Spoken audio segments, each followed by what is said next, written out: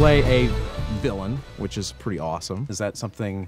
Do you like playing a villain? Well, generally, I mean, I don't get much choice. I think that people, casting directors, just look at me and think, "Oh, he looks like a bad guy." But why is that? I don't know. Some look in my eye, I think.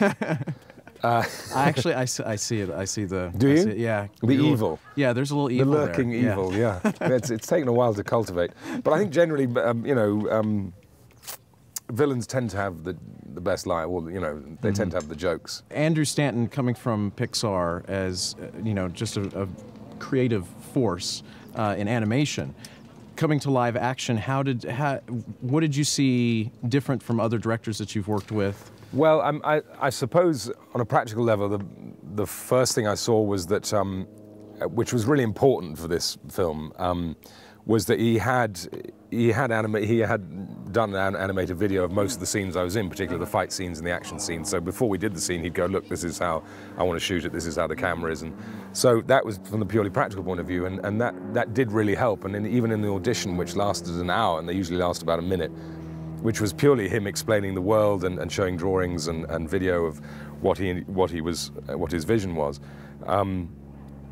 I suppose what I'm trying to say is that what he brought to it was a much more thorough, complete vision than I think you normally get with directors.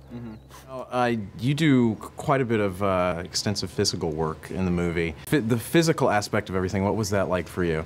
The first stunt I saw, the stunt people were way up in the top of the studio. This was in London, and they dropped, and I was like, "That's incredible, incredible!" And I turn around, turning. They're like, "Lynn, time to get into your harness." And I look at Taylor, and he's getting in his, and eye contact. He's getting in, and he goes, "No regrets, Collins."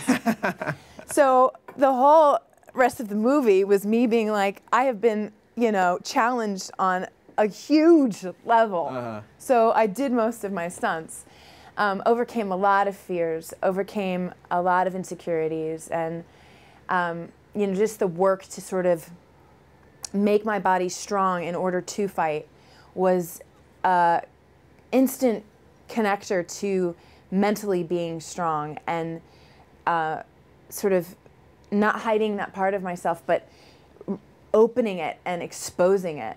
And once you do that, you can't scurry back. It's sort of like it changed me forever. You have to keep going with it. Have to keep going. Yeah.